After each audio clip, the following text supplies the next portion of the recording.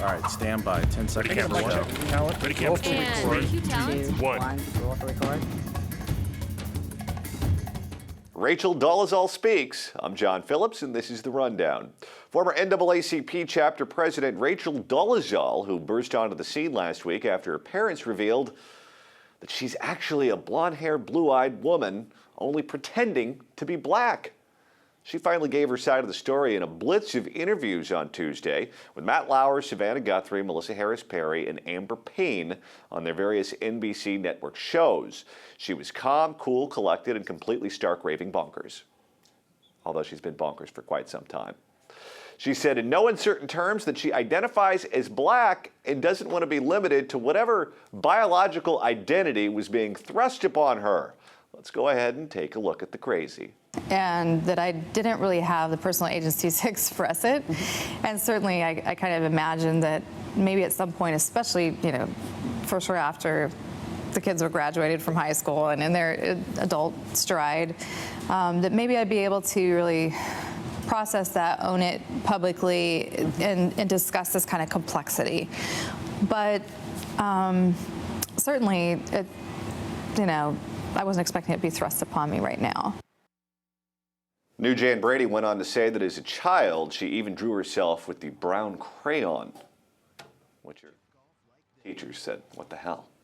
But we learned that she sued Howard University while she was a student there for discriminating against her because she was white. That case was thrown out, as was a police investigation into instances of racial harassment she reported, like mysterious threatening letters and nooses hung outside of her house. She capped off her media tour by saying that, hey, her parents might not even really be her actual parents. Quote, I've never had a DNA test. There's been no biological proof, she said, in spite of the fact that her father presented her birth certificate on national television. But there's one thing she's sure of. She said she's, quote, definitely not white. Rachel Dolezal has apparently become her own birther. She's convinced that she was born in Kenya. Just ask Donald Trump. Her family, including an adopted brother who himself is biracial, are saying they're all a bunch of lies. In fact, 3 years ago, that same brother says that she told him, quote, not to blow her cover. When Melissa Harris Perry asked, are you a con artist? She replied, I don't think so. Whether or not she's a con artist, her careers in activism and academia are over. She resigned as president of the Spokane chapter of the NAACP, and her profile has been removed from the faculty page at Eastern Washington University, who said that her contract has not been renewed and she was never a professor. So is Rachel Dolezal just nuts, a con artist out for advancement and financial gain, or can we actually choose to be a different race? To figure all of this out, we turn to our pal, PJTV contributor and writer extraordinaire, Mr. Scott Ott. And sitting next to me here in sunny Southern California, stand-up comic, PJTV contributor, Stephen Cruiser, who, last I checked, is in fact Caucasian. I'm identifying with Black Power right now. Yeah. Now, your parents are both white, but there was a period in the late 1970s, I'm told, you did identify as an Asian female. Well, gotta make a buck. What do you make of it? I look at this woman and I see a complete whack job, a con artist, a woman who is a pathological liar. She lied about who her father was. She claimed some man who was not her father was her father. She lied about the health of her father. She said her father didn't attend some event in Spokane because he was dealing with a terminal illness. She lied about being a professor at Eastern Washington University. She told her brother not to blow her cover. This woman cannot be trusted. And she lied about the news and she lied about the threats. She can't be trusted on any possible level, can she? Well, I don't think she's nuts. I think she is a con artist. I think she's a very deliberate, intelligent, thoughtful con artist who plans these things out. She knows exactly what she's doing. Look how she's in the middle of this media firestorm right now, and look how effortlessly she was speaking in these interviews, just smiling, kicking back. Do you think you're I don't think so. She's very good at this. She's an actual con artist. The con has just been busted, and she's playing along with it. She's going to find another angle. She's biding time until she gets another angle. But when you look at her, I mean, like, Like, forget the trips to Tan, you know, for the orange glow and everything. When she doesn't have that on, she looks like the Wendy's logo. I mean, she's whiter than white. She's practically Chris Matthews' translucent Avenger white there. So, no, I think she's a con artist. I don't think she's crazy. I think she's looking for another angle now. Well, you know why she has John Boehner orange hue? Why? Because orange is the new black. Thank you. Now, Scott, certain people are just not happy unless they're the victim. She claims that she grew up in a religious fundamentalist household and her parents abused her, so she was the victim there. When she was at Howard University, she claimed that she was being discriminated against because she's white. When she's black and the NAACP president in Spokane, she's being discriminated against because she's black. And now the media is picking on her and her parents are picking on her and everyone's coming after her unfairly because they don't understand the complexities. She's just a professional victim, isn't she? Well, first of all, I want to say, ask your doctor about prescription strength Dolezal. If delusions and prevarications last more than 4 hours, please seek medical attention immediately. Yeah, you know, this one's hard to suss out, as they say, because part of you wants to go, look, no, you know, Cruiser sounds reasonable in saying that she actually is in full control of her faculties, but it's so outside of the realm of most people's experience that you can't believe that an actual sane person, a sentient being, could perform all of this, that there must be some sort of inner turmoil or problems or deep-seated scars going back into her family, and there may be a little bit of all of that.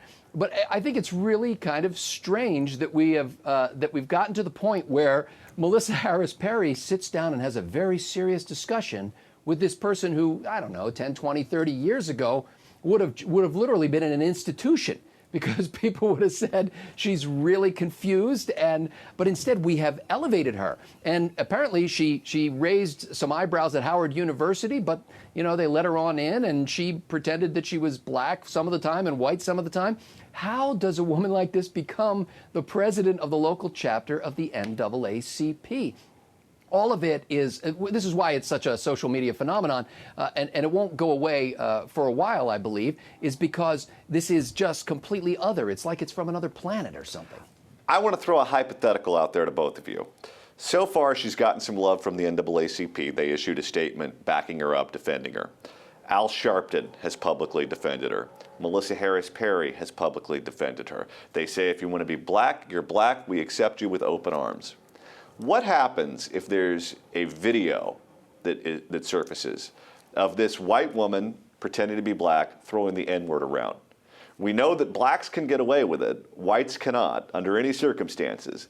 But if a white woman who professes to be black throws the word around, does she get in trouble? Do they change their mind? Well, I think this seems to be a very fluid set of rules here right now. If they're conferring blackness upon her, then they can arbitrarily say, well, we've said she was You're not black. that black, stop it. We dubbed thee black, and so you may issue forth with the N-word now. That's why this is insane. So no, they're just making this up. And I don't think she would have been institutionalized 30 years ago. I think she would have been hiding in fear for her life if this had happened 20 or 30 years ago, because it wouldn't have been taken as casually then. How about it, Scott? Will a white woman in blackface get in trouble for throwing the N-word around if Al Sharpton gives his blessings? Well, I think this is a difficulty for the black community, and when I say black community, there's no real such thing as the black community, but for the advocates, the public faces and voices who have knighted themselves as spokespeople for the black community, they've got a real problem with this, and they don't like to talk about it much. But for some reason, it is okay within the rap culture, for example, to throw that word around like it was nothing at all. And not just the N-word, but the B-word when you're referring to women. If such a video were to surface, I think that it would finally launch that great conversation about race that President Obama has been wanting to have. And I'd love to hear him talking about this. Let's get back to the lies for a second, because one of the documents that she lied on was a document for the city of Spokane, where she was on the police commission. She checked 3 boxes when it came down to race. She said she was white, American Indian, also claiming to have been born in a teepee, not making that up, and black. She's not black. She lied on a legal form. If you're applying for a job with a city, if you're applying to, say, I don't know, be a police officer or be on a police commission, and they ask you, have you ever been convicted of a felony, and you lie about that, you could theoretically lose your job and or go to jail. Should she be in trouble for lying on that legal document? I don't know the legality of lying about race and ethnicity on these things. Had she, fortunately for activists and other things, the vetting isn't as rigorous. You just show up, and if you can bring a couple bucks into the organization, hey, orange lady, you're black.